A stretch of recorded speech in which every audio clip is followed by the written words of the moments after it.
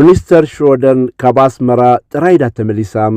ሰለምንታይ ምስ ፕሬዝደንት ኢሳያስ ተራኸበት Utrikesministern, hur vet du att Dawit Isaak är vid liv?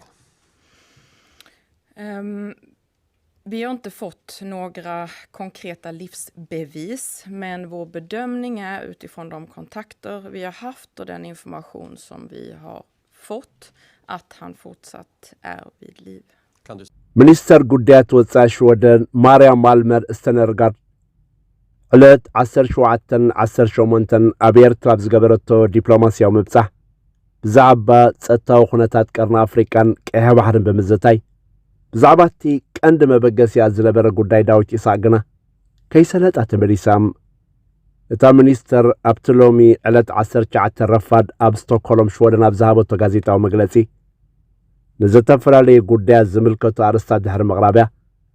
ብዛዕባ ናይ ኣስመራ ጉዕዛ መብሪ ሂባም ኣብቲ ዝሃበቶ መብሪ ብዛዕባ ዳዊት ኢሳቅ ከም ዘለዓለት ብምርግጋጽ ነቲ ጉዳይ ዝምልከት ዝርርብ ብሓድሽ ኣቀራርባ ክቕጽል ዕድል ተኸፊቱ ምህላው ሓቢራም ኣብቲ ጋዜጣዊ ዋዕላ ተሳተፉ ናይ ዝተፈላለያ ናይ ሽወደን ማዕከናት ዜና ጋዜጠኛታት ዘቕረቡላ ሕቶታት ከዓ መሊሳም እቲ ዝቐረበ ሕቶታት ዳርጋ ብምሉእ ብዛዕባ ዳዊት ኢሳቅ ዝምልከት እዩ ነይሩ ዳዊት ኢሳቅ ተፈቲሑ ናብ ስድሮ ክጽምበር ጠለብ መንግስቲ ሽወደን ምዃኑ ንመዘና ሚኒስተር ዑስማን ሳላሕ ከም ዝገለጸትሉ ዝሓበረታ ሚኒስተር ዝኾነ ፍሉይ ተወሳኺ ሓበሬታ ከም ዘይብላ ግን ኣብሪሃም ዳዊት ኢሳቅ ብህይወት ከም ዘሎ በቲ ዝተኻየደ ሓፈሻዊ ዝርርብ ዳ እምበር ከም ጭብጢ ተቕርቦ ነገር ከም ዘይብላ ሓበአትን ኣብ ከምዚኣ መዓልቲ ክፍታሕ ይኽእል ኢልካ ምዝራብ ከም ዘይከኣል እውን ገሊጻም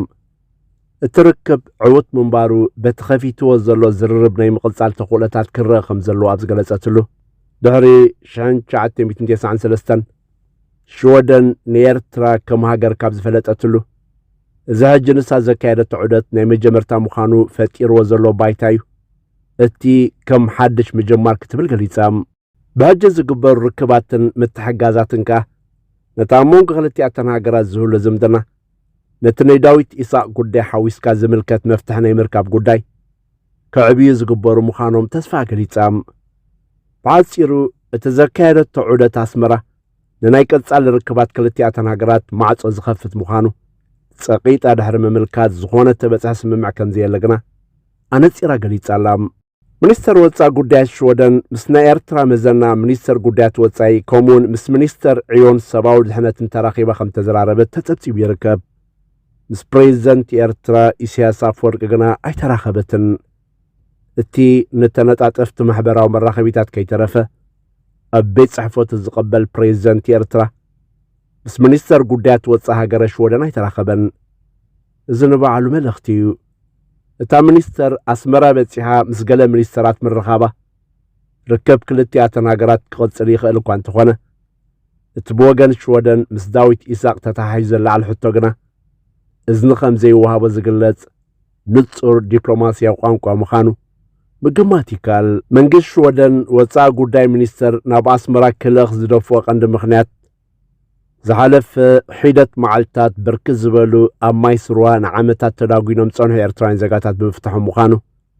እታ ሚኒስተር ኣብ ዝሃበቶ መግለጺ ሓበአትን እቶም ከባቢ 100 ዝኾኑ ኤርትራውያን ካብቲ ንዓመታት ብዘይፍርድ ተዳጒኖምሉ ዝነበሩ ቦታ ምስ ወጹ እቲ እንኮ ብዛዕባ እቲ ጉዳይ ኣመልኪቱ መግለጺ ዝሃበ ዓለማዊ ትካል ኮሚሽን መሰል ደቂ ሰባት ውድብ ሕብራት ሃገራት እዩ እቲ ኮሚሽን ናብ መግለጺኡ ነቲ ዝተወስደ ተበግሶ ምፍታሕ እስራት ድሕሪ ምንኣድ ተሪፎም ዘለዉ ከባቢ 10,000 ዝኾኑ እስራትካ ክፍትሑ ጻውዒት ኣቕሪቡ ጉዕዞ ሚኒስተር ጉዳያት ወጻኢ ሽወደን እምበር ኣብቲ ተፈጥረ ናይ ምፍታሕ ሃዋህው ተመርኮሰ ደኾን ዳዊት ኢሳቅ እውን ይፍታሕ ይኸውን ካብ ዝብል ድሌት ተገብረ ጉዕዞ ምንባር እያ እታ ሚኒስተር ሓቢራም መግለፂ እታ ሚኒስተር ከም ዝሕብሮ ዋላ እኳ ንቐጻሊ ፈተነታት ማዕጾ ዝኸፍት እንተኾነ እቲ ተስፋ ከምቲ ትጽቢት ተገብረሉ ከም ዘይኮነ ኢና ክንርዳእ ንኽእል ኣብ ሽወደን ዝነብሩ ስድራ ዳዊት ኢሳቅ እታ ሚኒስተር ንኣስመራ ምስ ነቐለት ከም ተሓበሮም እታ ሚኒስተር ሓበአትን ቤተልሔም ዝተባህለት ጓሉ ንዳዊት ኢሳቅ ኣብ ፌስቡክ ብምጽሓፍ ኣብ ዝሃበቶ መልሲ ንዑደት ሚኒስተር ጉዳያት ወጻኢ ሽወደን ናብ ኣስመራ ንኣዳ ድሕሪ ምግላጽ ወላድያ ኣብ ሓፂር ግዜ ክፍታሕ ዘለዋ ምኞት ብምምልካትካ ነቲ ብህይወት ኣሎ ዝብል ተደጋጋሚ መግለጺ እኹል ከም ዘይኮነ ኣምሪራ ሓቢራ ብዘይ ዝኾነ ፍርድን ዝኾነ ድሃይ ዘይብሉን ድሕሪ 24 ዓመታት ብህይወት ከም ዘሎ ምሕባር ኣኻሊ ከም ዘይኮነያ ቤተልሔም ዳዊት ኢሳቅ ኣብ መብርያ ገሊጻ ሚኒስተር ጉዳያት ወፃኢ ሽወደን ማርያም አልመር ድሕሪ 1993 ቀዳመይቲ ናብ ኤርትራ ዑደት ትፍጽም ዘላ ላዕለወይቲ በዓል ስልጣን ሽወደን ኮይናላ ትዛበቶ ናይ ሎሚ ጋዜጣዊ መግለጺ እቲ ዑደት ኣብ ዝምድና ሽወደን ኤርትራን ነጥበሞ ቀይረይ ብምባል ከያ እታ ሚኒስተር ገሊጻቶ ዘላ እቲ ጋዜጣዊ መግለጺ ኣብ ሲቪካዊ ናጽነታት ዜጋታት ሽወደን ኣብ ወፃኢ ሃገራት ኣድህቦ ብምግባር ንዝተዓዩ ንጥፈታት እቲ ሚኒስትር ንምብራህ ዝዓለመ ነይሩ እቲ ንጥፈታት ምብጻሕ ኣብያተ ማእሰርትን ምስ ቤተሰብ እሱራት ምርኻብን ዘጠቓልል ነይሩ እቶም ናይ እሱራት ኩነታት ዘተፈላለዩ ኮይኖም ኣብ ገሊኡ ክሳብ ናይ ሞት ፍርዲ ተበየኖም ዜጋታት ዘጠቓልሉ እዮም እቲ ሚኒስትር ብዝገበሮም ጻዕርታትካ እናሓንሳ እሱራት ተፈቲሖም ኣብ ሽወደን ምስ ዝርከቡ ስድራ ቤቶም ዝጽምበልሉ ዕዉት ስራሓት ከም ዝስራሕ ኣብ መግለፂታ ሚኒስተር ተጠቒሱ ንረኽቦም ንኣብነት ኣብ ዝሓለፈ ዓመት ጆን ፍሎደርስ ከምኡውን ሰይድ ዓዚዝ ዝተባህሉ ናይ ሽወደን ዜግነት ዘለዎም ካብ ኢራን ተፈቲሖም ናብ ሽወደን ከም ዝምለሱ ኣብ ምግባር ዕዉት ስራሕ ክስራሕ እንከሎ ሎሚ ዓመት እውን ጆኦኪም መዲን ዝተባህለ ካብ ቱርኪያ ተፈቲሑ ናብ ሽወደን ከም ዝምለስ ምግባሩ እታ ሚኒስተር ሓቢራ እቶም ፈተነታት ግና ኩሉ ግዜ ዕዉታት ይኾኑ ማለት ከም ዘይኮነኻ እታ ሚኒስተር ኣነፂራ ገሊጻቶላ ኣብ ቻይና ንዝተኣስረ ናይ ሽወደን ዜግነት ዘለዎ ሰብ ብምጥቃስካ ኣብነት ናይ ትዘጋጥሞም ዘይዕውት ጉዳይ ጠቒሳ እቲ ናይ ዳዊት ኢሳቅ ጉዳይ እውን ብቐጻሊ ክለዓል ዝጸንሐን ክሳብ ሕጂ ዘይተፈትሐን እዩ ከም ዝፍለጥ ዳዊት ኢሳቅ ኣብ መስከረም 2001 እዩ ምስ ኩላቶም ሽዑ ተወሲዶም ክሳብ ሕጂ ድሃይ ዘይብሎም ኤርትራውያን ናይ ብሕቲ ጋዜጠኛታት ተወሲዱ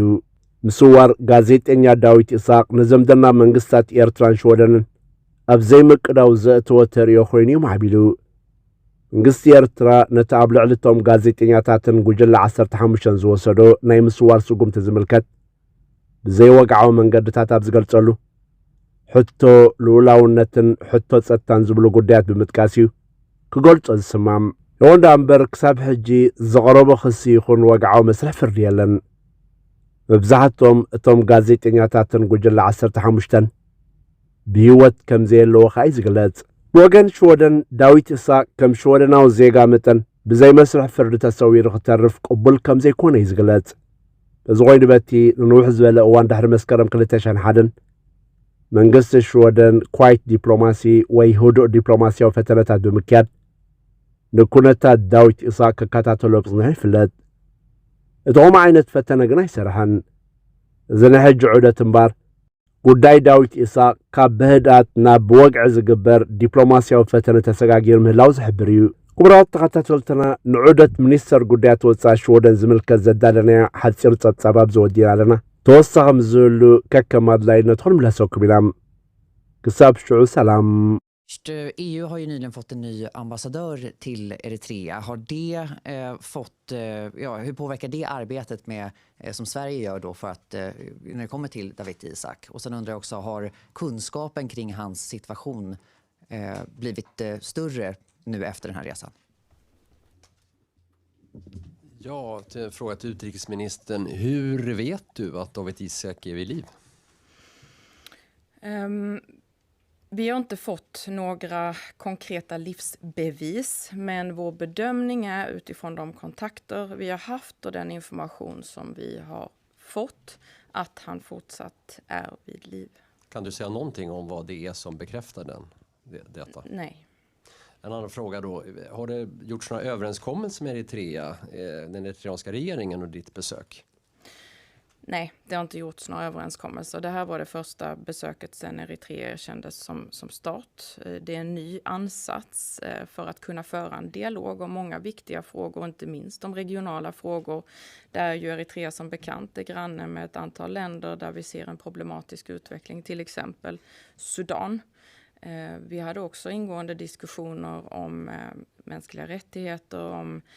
jämställdhetsfrågor, och där faktiskt Eritrea också planerar att till 2030 bli det första land som helt utrotar kvinnlig könsstympning, där vi också bidrar i det arbetet genom bland annat Unicef. Så det finns många områden där det finns all anledning att ha en dialog, men det har inte träffats några som helst avtal under den här resan, utan det var en första ansats till fördjupad dialog. Vi fortsätter till SVT på samma rad. Fråga till utrikesministern. Din företrädare på posten, Tobias Billström, han sågade ju den tysta diplomatin i fallet Dawit Isaak. Vad tycker du framåt? Behöver ni en ny strategi här nu? Det är precis som Svante sa, att tyst diplomati är ju inte tyst, även om vi inte alltid berättar om den.